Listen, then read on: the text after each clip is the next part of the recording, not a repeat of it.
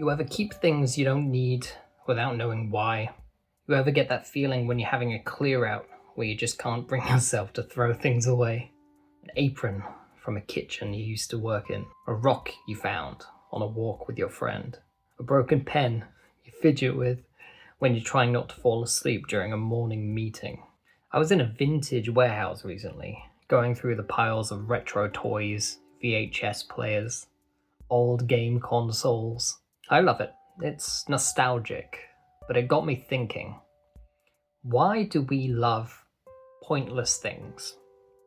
When I left university, I spent a year without a financial safety net, working part-time in different retail shops. I didn't exactly want to work in retail. I had other ambitions.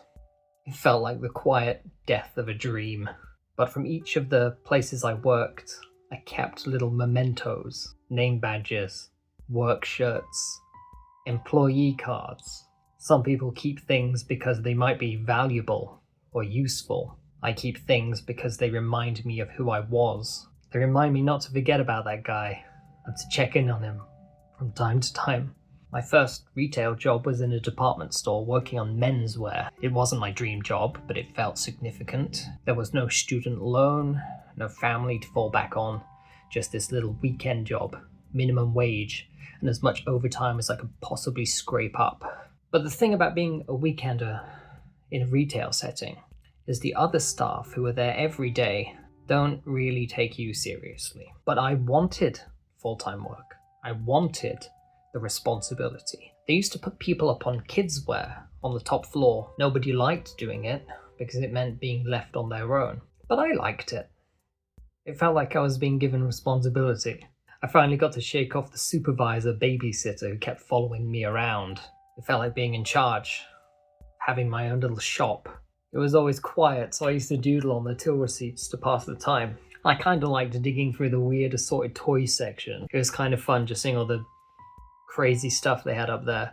But one time, I overheard my manager saying, "I'll put Bradley up on kids' wear. He doesn't mind it. He likes playing with the toys."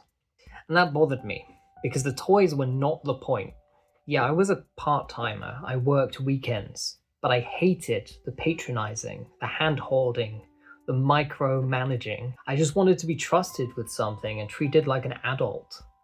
And sure, I enjoyed it, maybe a bit more than menswear, but I was hoping he would say, "I'll send Bradley up there because he does a good job and I can trust him."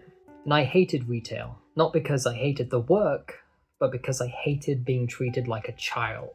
Back then, I wanted freedom, autonomy, responsibility. You can't really get that in a part-time job in retail. So in the evenings, I would sit at home after my tiring shift, coding, making art, building projects, because I was trying to make a future. It felt like my way out.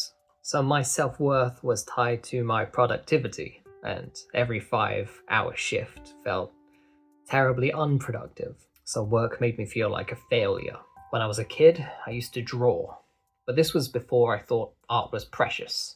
This was before I thought art had to mean something. I draw a robot, and then I draw another robot, and the second robot would fire a missile at the first robot. I draw the missile firing out with a big curvy line showing its path of motion, and then the robot would explode. So I would draw a big explosion, centering from the destroyed robot, covering everything on the page. So in the end, what you had wasn't a masterpiece. It was a huge red and yellow scribble.